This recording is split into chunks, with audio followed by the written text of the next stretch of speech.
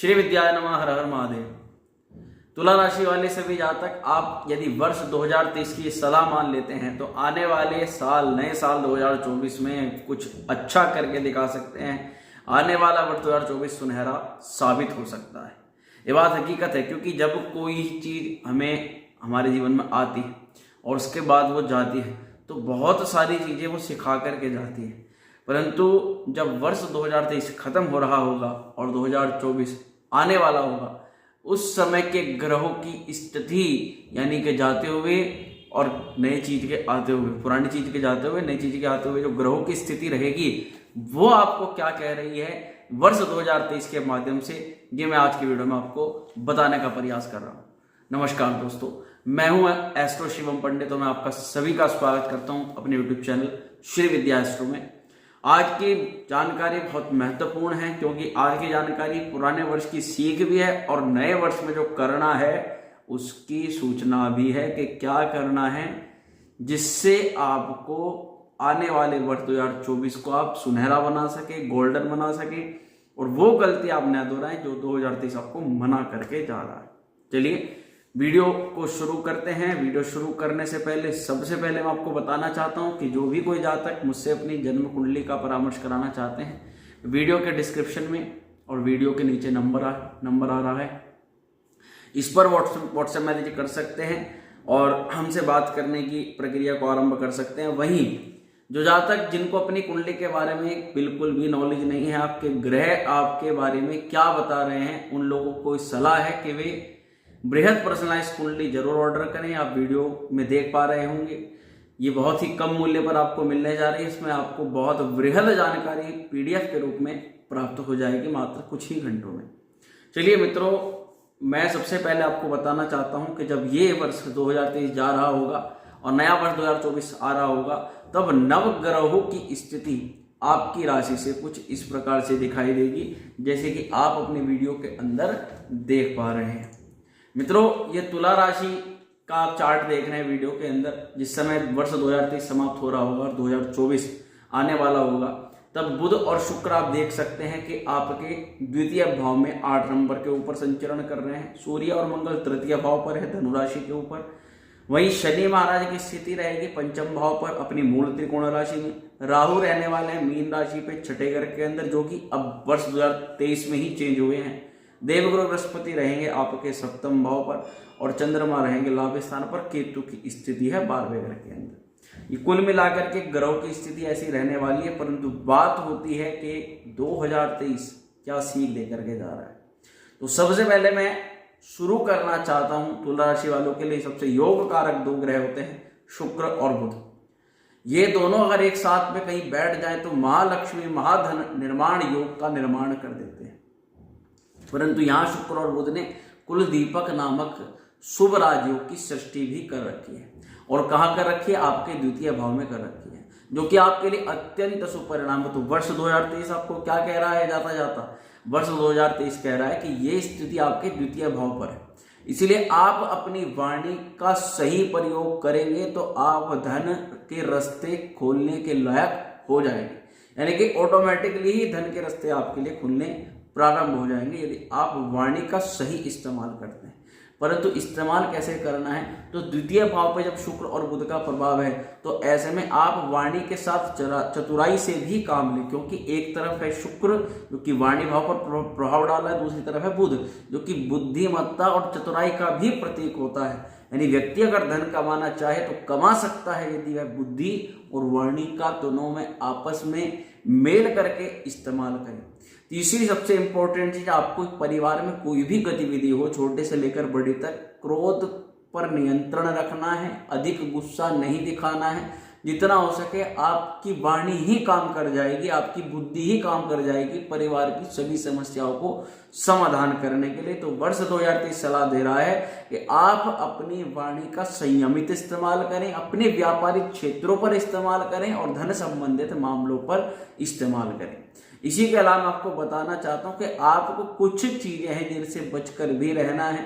जैसे कि यहाँ पर जो शुक्र है वो द्वितीय भाव पर है और ये वृश्चिक राशि पर, मंगल अग्नि तात्विक राशि पर है। तो आप शुक्र को और बुध के योग को खराब कर सकते हैं अगर आप अग्नि संबंधित चीजों में ज्यादा लगते हैं, आप दुर्घटना संबंधित वाहनों का ज्यादा प्रयोग करते हैं, तो ऐसे में आपको समस्या भी खड़ी हो सकती है। तो वर्ष 2023 आपको कह रहा है कि 2024 में भी लाभ प्राप्त करोगे। वाणी का सही इस्तेमाल करना है, अग्नि संबंधित उपकरणों का विशेष ध्यान रखना है। अगर आप वाहन का प्रयोग ज्यादा करते हो तब भी आपको विशेष ध्यान रख के चलना है। इसी के अलावा दूसरे पॉइंट पर आते हैं मंगल और सूर्य। मित्रों, मंगल और सूर्य तुला राशि वालों के चतुर्थ भाव में संचरण कर रहे होंगे जब वर्ष 2023 जा रहा होगा।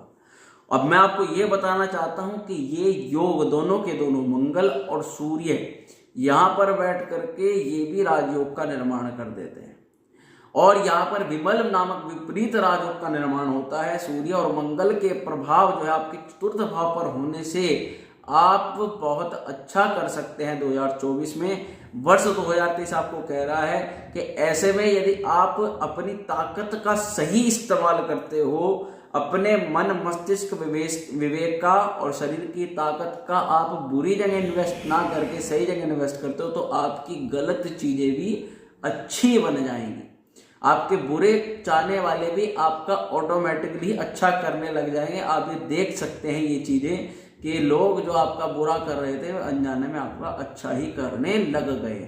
ये मंगल और सूर्य का प्रभाव कराएगा आपके लिए। तो वर्ष 2023 क्या कह रहा है कि बस आपको ताकत का सही जगह इस्तेमाल करना है। वो जगह भी आपको पता है, आपकी ताकत भी आपको पता है। इसी के अलावा मैं आपको बताना चाहता हूं कि आपके बुरे लोग तो अच्छे बन ही जाएंगे। ये जो यहाँ पर विमल नामक विपरीत राजयोग है, ये आपको राजा के तुल्य काम करने की बुद्धिमत्ता पैदा करेगा। सूर्य क्या है? सूर्य राजा का प्रतीक है। मंगल कौन है? मंगल सेना का प्रतीक है। राजा और जो सैनिक हैं अगर ये आपस में मिल जाए तो प्रजा की पूरी तरह से रक्षा कर सकते हैं।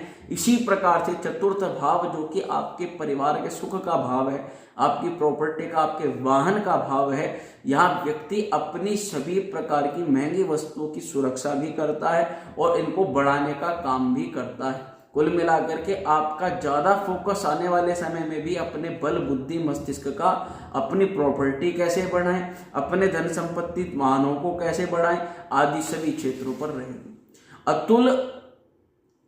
अतुलनीय धन संपन्नता ये योग प्रदान कर देता है अगर कुंडली के अंदर भी सूर्य और मंगल की स्थिति अच्छी बन रही हो। इसी के अलावा प्रॉपर्टी में लाभ मिलना शुरू हो जाता है। छोटे छोटे इन्वेस्टमेंट आपको लाभ प्रदान करना शुरू कर देते हैं। अगर व्यक्ति प्रॉपर्टी से या वाहन से धन कमाना चाहे तो कमा सकता है। माता आपको कुछ सावधानी ऐसी रखनी है कि आप इस योग को खराब ना कर दे। माता और ननिहाल पक्ष से आपको संबंध खराब नहीं करके चलने हैं। माता के पैर छू करके आपको कोई भी कार्य की शुरुआत करेंगे तो आपको लाभ के प्रतिशत ज्यादा बढ़ जाएगी। मैं आपको बताना चाहता हूं कि इसी के अलावा मैं देख पा रहा हूं कि शनि की स्थिति आपके राशि से पंचम भाव पे रहने वाली है। ये उन लोगों के लिए जब बहुत ज्यादा अच्छा है जो संतान प्लानिंग के बारे में सोच रहे हैं, क्योंकि शनि अपने मूल त्रिकोण भाव में और ऐसे में ये सस नामक राजयोग की भी सृष्टि कर रहे हैं, जिसके कारण से आपको कुछ सलाह बहुत लाभ देंगी। जैसे कि यदि आप पुत्र की सलाह मान दें, यहाँ पर आप बिल्कुल कंफ्यूज हो जाएं और ये सोचें कि अब मैं क्या करूं, ऐसी स्थिति में आप पुत्र की सलाह ले सकते हैं, उसकी सलाह से किसी काम को कर सकते हैं। वहीं इसी के अलावा आपको अपने संबंध गहरे बनाने हैं। चाहे संबंध 4 स्थापित करो पर संबंध गहरे बनाओ। मुसीबत में उनके साथ में खड़े हो और अपने समय में आप देखोगे कि वे लोग आपके साथ हैं और संबंध गहरे होने से आप अपने पंचम भाव के सस नामक राजयोग को और ज्यादा प्रबल कर देंगे। 2023 सलाह दे रहा है कि आप जितने अधिक संबंधों में अपनी पॉजिटिविटी देंगे, अपनी सकारात्मकता देंगे, आप प्रदर्शित करेंगे कि आप संबंधों में व्यक्ति के साथ में खड़े हैं, उतना ही आप आने वाली समस्या को फेस कर सकते हैं बहुत ही आसानी से। वहीं आपको विद्यावान बनना है, आपको लर्निंग्स पर फोकस करना है। शनि महाराज की ससनामक राजयोग आपको पंचम भाव पढ़ाई पर, आपके कार्य क्षेत्र पर होने वाली गतिविधियों पर विशेष ज्ञान को प्रदान कर सकते हैं।